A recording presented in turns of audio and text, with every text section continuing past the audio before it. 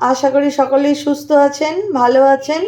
টুকার রান্নাঘরে আপনাদের সকলকে স্বাগত জানিয়ে আজকে রেসিপি শেয়ার করছি।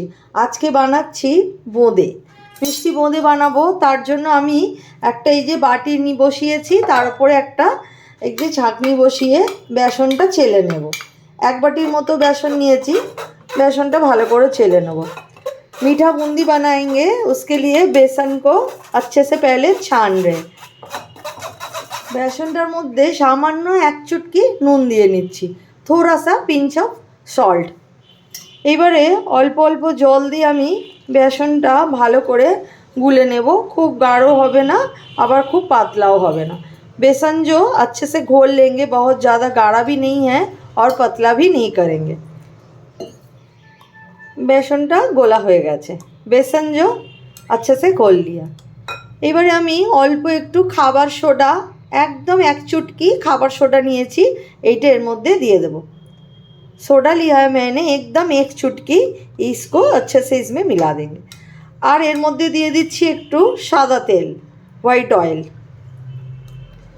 सब किछु भालो करे दिए मिशिए एकटू चापा दिए 10 मिनिटेर मतो रेखे देव। ततक्षण आमी चीनिर रसटा बानिए निई। तब तक चाशनी बना लेंगे, इसको थोड़ा सा ढक के ऐसे ही छोड़ देंगे। गैसेर ऊपर एक कड़ाई बसिए निएछि, বোঁদের জন্য রসটা বানিয়ে নেব। আমি এখানে এক বাটি চিনি নিলাম আর হাফ বাটি নেব, ওই 1.5 বাটি চিনি নেব আর 1 বাটি জল দেব। এই যে 1.5 कटोरी मैंने शक्कर डाला, দিয়ে দিচ্ছি 1 বাটি মতো জল।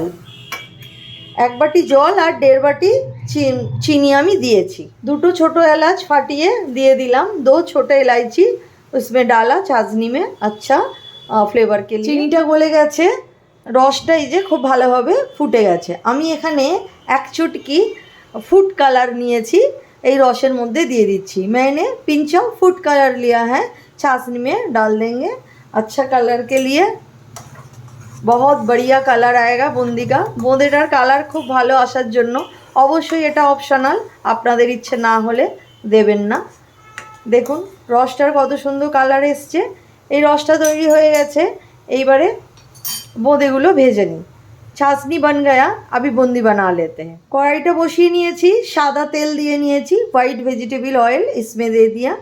এবারে আমি 1 চামচের মতো देसी घी দিয়ে দিচ্ছি।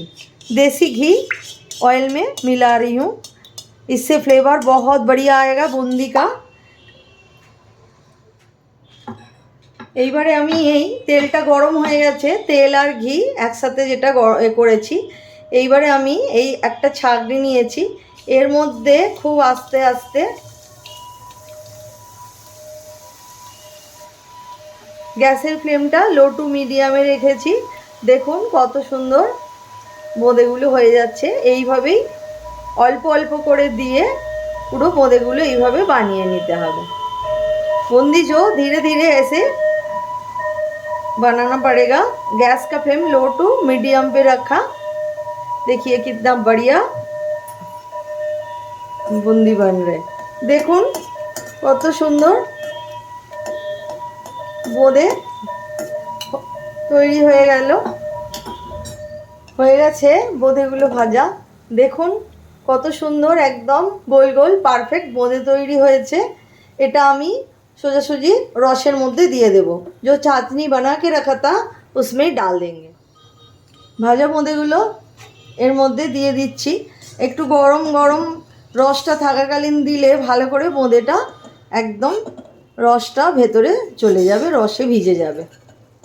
যতবার ভাজবো বোঁদে ততবার কিন্তু এই ছাঁকনিটা একটুখানি, এই ছাঁচটা ভালো করে কিন্তু ধুয়ে শুকিয়ে নিতে হবে, তবেই বোঁদেগুলো খুব ভালো হবে। देखो कत सुंदर। जितने बार आप बूंदी बनाएंगे, ये जो स्पून को है ना, छांचा को उतने बार आपको धो के साफ करके सुखा के लेना पड़ेगा। नाड़ानोर दरकार नहीं, एक जगह एरकम भावे धरे थाकलेई सुंदर गोल गोल बोঁদে तैरी हो जाবে। देखुन कत सुंदर गोल गोल बोঁদে तैरी हो गेছে আমাদের। बहुत बढ़िया बूंदी बना है, एकदम राउंड शेप में। বোঁদের এই যে রসটা এখনও একটু আছে, কিন্তু এই বোঁদের রসটা আর থাকবে না, একদম পুরো রসটা বোঁদেটা টেনে নেবে। এইটা আমি চাপা দিয়ে কিছুক্ষণ রেখে दिते হবে। इटा ढक के कुछ देर तक इसको ऐसे ही छोड़ देंगे, फिर अच्छे से एकदम बूंदी खिला खिला रेडी हो जाएगा। एकदम शुकनो झरझरे बोंदे रेडी हो जाबे आमादेर। बोंदे एकदम रेडी, शुकनो हये गेछे, रसटाও অনেকটা টেনে নিয়েছে। এটা এখনো একটু গরম আছে। এর মধ্যে আমি একটুখানি पेस्ता छोटो छोटो करे एकदम कुचिए निएछि। पेस्ता थोड़ा सा बारीक कूट लिया, ये डाल देंगे। আর দিয়ে নিচ্ছি কিছু কাজু, আমি দু আধখানা করে নিয়েছি, সেইগুলো দিয়ে দিলাম। দিয়ে এইটা ভালো করে মিশিয়ে নেব।